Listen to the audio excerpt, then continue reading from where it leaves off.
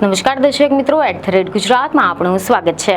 મેઘરાજાએ ફરી એકવાર ગુજરાતને બાનમાં લીધું છે, કારણ કે હવે વરસાદનો ત્રીજો રાઉન્ડ શરૂ થઈ ગયો છે અને આ રાઉન્ડમાં રાજ્યમાં અનેક જગ્યાએ પાણી જોવા મળી રહ્યું છે। અને હવે આવામાં રાજ્યમાં આજે પણ સાર્વત્રિકથી લઈને મધ્યમથી લઈને ભારે વરસાદની આગાહી કરવામાં આવી છે।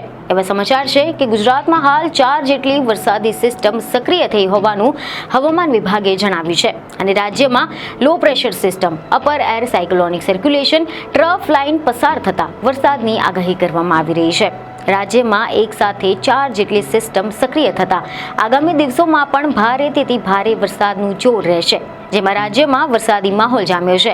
જેમાં પણ ખાસ કરીને અમદાવાદમાં પણ ભારે વરસાદ જોવા મળી રહ્યો છે અને આ વરસાદના કારણે રાજ્યના જળાશયોમાં પાણીની આવક પણ વધી ગઈ છે અને તેની સીધી અસર નદીઓના જળસ્તર પર જોવા મળી રહી છે।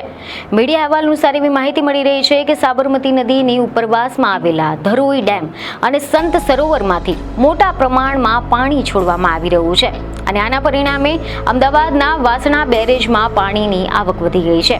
આ પરિસ્થિતિને ધ્યાનમાં રાખીને વાસણા બેરેજના કુલ 27 દરવાજા ખોલવામાં આવ્યા છે, જેથી પાણીનો યોગ્ય રીતે નિકાલ થઈ શકે। આ જ રીતે ધરોઈ ડેમ અને સંત સરોવરમાંથી પાણી છોડવાના કારણે સાબરમતી નદીના જળસ્તરમાં પણ વધારો થવાની સંભાવના છે। આજે સવારે 6:30 કલાકે ધરોઈ ડેમમાંથી 94,432 ક્યુસેક અને સંત સરોવરમાંથી 68,585 ક્યુસેક પાણી છોડવામાં આવ્યું છે। આ પાણી વાસણા બેરેજ સુધી પહોંચતા ધરોઈ ડેમના પાણીને 11 થી 12 કલાક અને સંત સરોવરના પાણીને 1 કલાક જેટલો સમય લાગી શકે છે। હાલ તો વાસણા બેરેજમાં 32,410 ક્યુસેક પાણી નદીમાં છોડવામાં આવી રહ્યું છે અને પાણીની વધતી આવકને ધ્યાનમાં રાખીને અમદાવાદ, ખેડા અને આણંદ જિલ્લાના સાબરમતી નદી કિનારાના જે ગામો છે તેમને ખાસ સાવધાન રહેવા માટે સૂચના આપવામાં આવી છે। સ્થાનિક તંત્રએ નદી કિનારે રહેતા લોકોને સુરક્ષિત સ્થળે ખસી જવા માટે પણ જાણ કરી છે, જ્યારે અમદાવાદ મ્યુનિસિપલ કોર્પોરેશન એટલે કે AMC અને અન્ય સંબંધિત સરકારી વિભાગોએ પણ આ પરિસ્થિતિ પર સતત નજર રાખી રહ્યું છે। કોઈ પણ કટોકટીનો સામનો કરવા માટે તમામ જરૂરી પગલાં ભરવામાં આવી રહ્યા છે। નાગરિકોને પણ ખાસ એવી અપીલ કરવામાં આવી રહી છે કે તેઓ નદી કિનારે જવાનું ટાળે અને તંત્ર દ્વારા આપવામાં આવતી સૂચનાઓનું પાલન કરે। વરસાદી મોસમમાં સલામતીનું ધ્યાન રાખવું અત્યંત જરૂરી છે।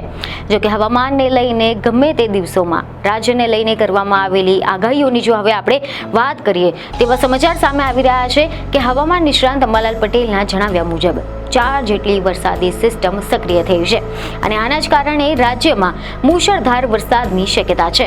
આ વરસાદની સાથે ભારે પવન અને ગાજવીજની સાથે વરસાદ પડી શકે છે। કેટલાક વિસ્તારોમાં 4 થી 10 ઇંચ સુધી વરસાદ પડવાની પણ આગાહી કરવામાં આવી છે। આ પરિસ્થિતિને ધ્યાનમાં રાખીને તંત્ર દ્વારા માછીમારોને દરિયો ન ખેડવાની પણ સૂચના આપવામાં આવી છે, જેથી કરીને કોઈ પણ પ્રકારની અનિચ્છનીય ઘટના ન બને। તો બીજી તરફ હવામાન વિભાગ દ્વારા એવી આગાહી સામે આવી છે કે આજે બનાસકાંઠા, તાપી, ડાંગ, વલસાડમાં વરસાદનું રેડ એલર્ટ જાહેર કરાયું છે। સવારે 10 વાગ્યા સુધીમાં અતિ ભારે વરસાદ થઈ શકે છે। તેમજ દ્વારકા, ગીર સોમનાથ, જૂનાગઢ, પોરબંદરમાં યલો એલર્ટ આપવામાં આવ્યું છે અને સાથે જ કચ્છ સહિત રાજ્યના અન્ય જિલ્લાઓમાં ઓરેન્જ એલર્ટ છે। ગુજરાતમાં અત્યાર સુધીમાં ચોમાસાની સિઝનનો 96% વરસાદ નોંધાયો છે। અનેક તાલુકાઓમાં તો 100%થી પણ વધુ વરસાદ નોંધાઈ ચૂક્યો છે, ત્યારે હજુ પણ આગામી દિવસોમાં અતિ ભારે વરસાદની હવામાન વિભાગે આગાહી સામે આવી છે, પરંતુ ત્યારબાદ પણ ચોમાસું વિદાય લેવાની શક્યતા નહીવત જોવા મળી રહી છે। એવી ખબરો છે કે 22મી સપ્ટેમ્બરથી નવરાત્રી શરૂ થઈ રહી છે, ત્યારે નવરાત્રી ટાણે પણ ચોમાસું સક્રિય રહેવાની શક્યતા છે। હવામાન વિભાગના વેધર બુલેટિન પ્રમાણે બનાસકાંઠા, મહેસાણા, સાબરકાંઠા અને કચ્છના કેટલાક વિસ્તારોમાં ભારેથી ભારે વરસાદની આગાહી છે। આના પગલે આ જિલ્લાઓમાં રેડ એલર્ટ જાહેર કરાયું છે। આ ઉપરાંત રવિવાર માટે પણ પાટણ, ગાંધીનગર, અરવલ્લી, સુરેન્દ્રનગર અને મોરબી ખાતે ઓરેન્જ એલર્ટ જાહેર કરવામાં આવ્યું છે।